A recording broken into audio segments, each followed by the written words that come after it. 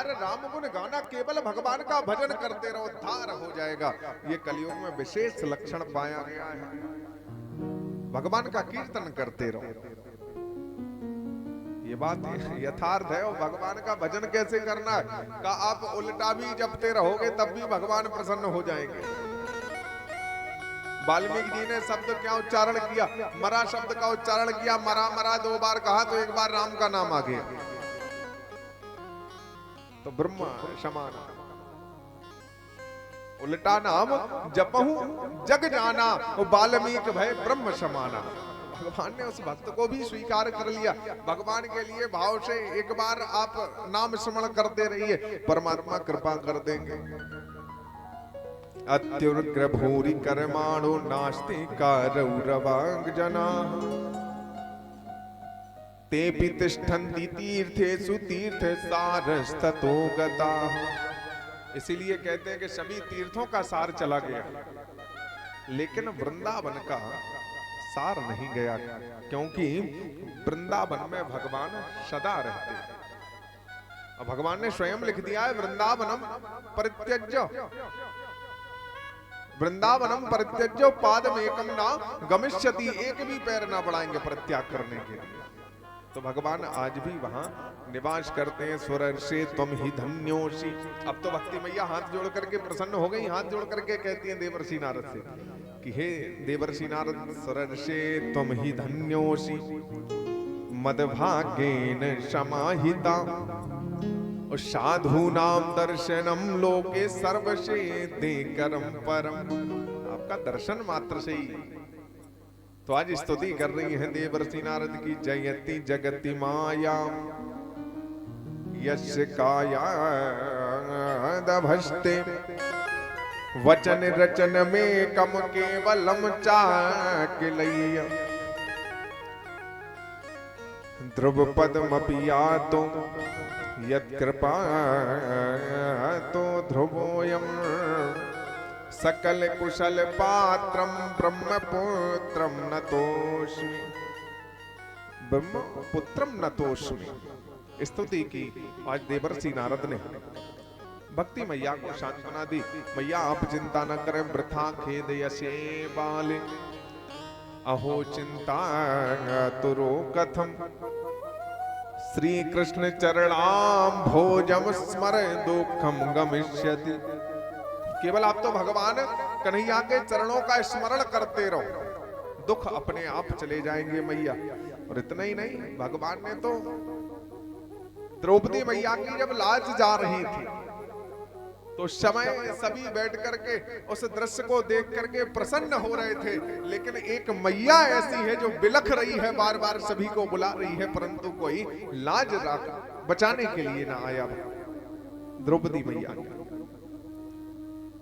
तो उसी समय भाववश आज द्रौपदी मैया ने जैसे ही भगवान का स्मरण किया तो भगवान दौड़े चले आ रहे हैं भक्त की लाज बचाने के लिए। तो कहा मैया आप चिंता न करें, यथा शीघ्र आपकी शंका का समाधान होगा। अनेक प्रयास किए देवर्षि नारद ने, और अंत समय में अहो नारद धन्योसी प्रीति तस्मै मयि निश्चला।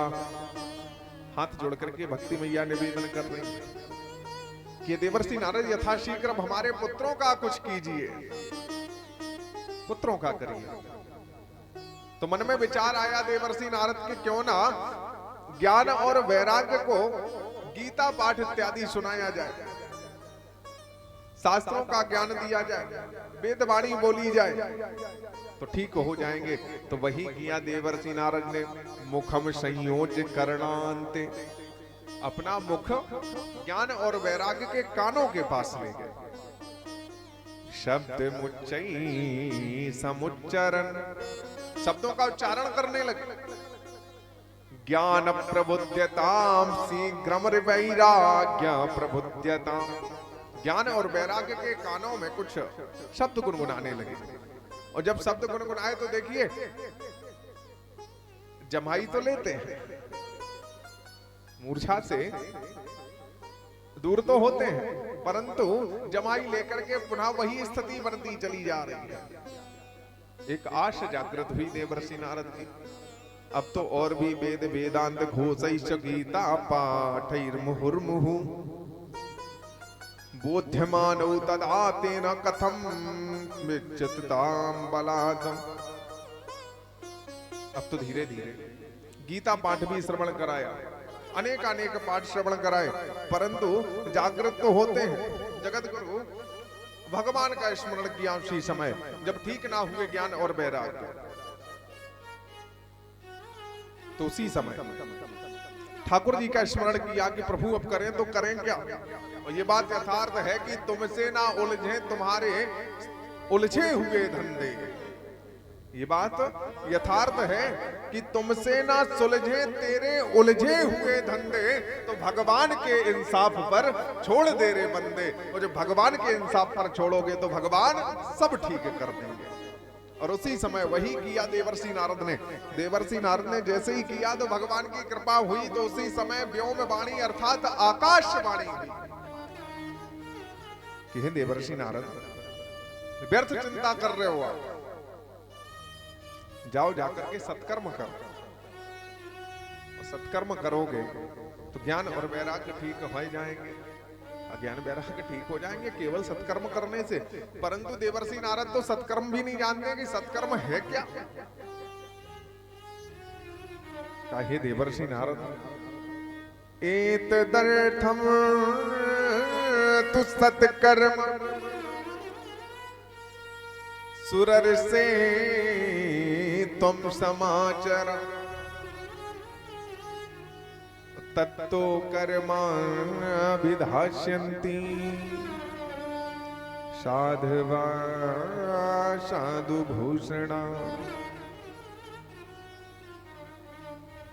साधवा साधु भूषणा, ये सत्कर्म होता क्या है, विचार करने हैं मन में।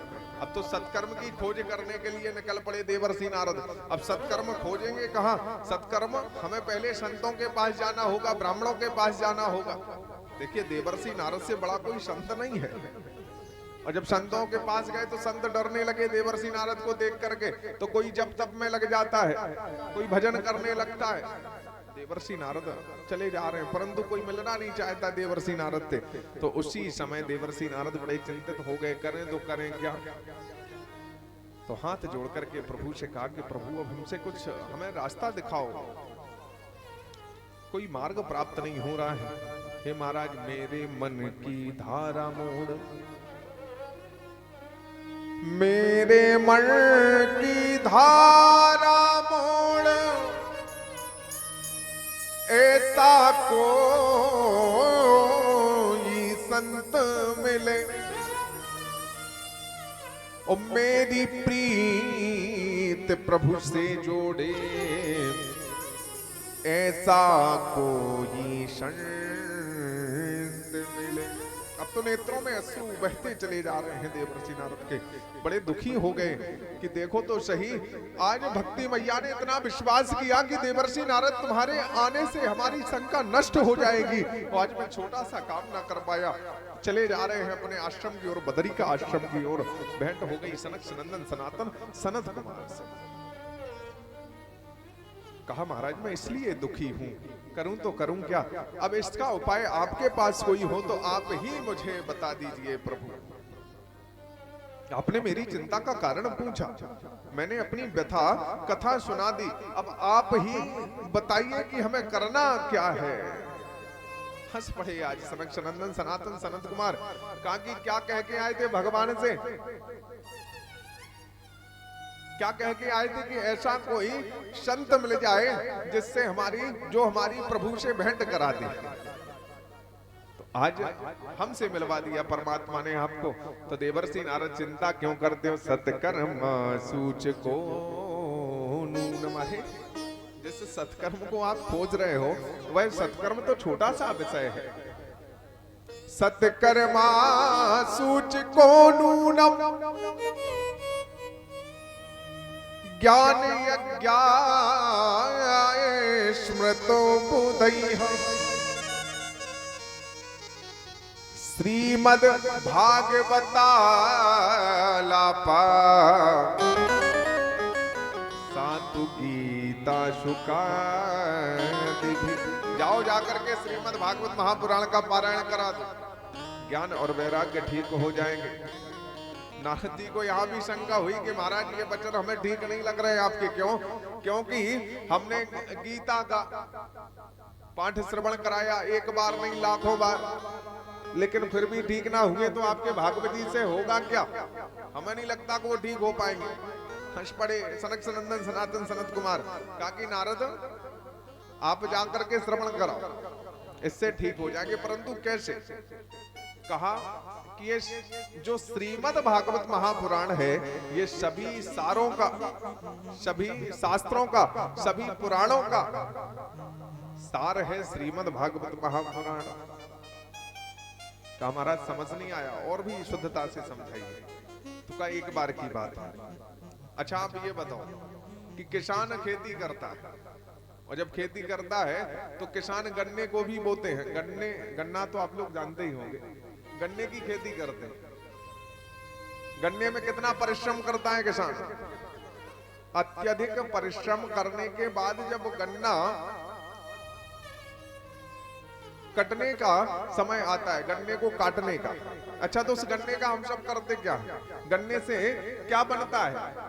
तो गन्ने से या तो गुड़ को बनाया जाता है या गन्ने से चीनी को बनाया जाता है। दो ही चीजें बनती हैं, गुड़ या शक्कर, चीनी। अच्छा तो अब आप ये बताओ कि गुड़ और चीनी का काम क्या है? किसी भी पदार्थ को मीठा कर देना ही तो काम है गुड़ और चीनी का।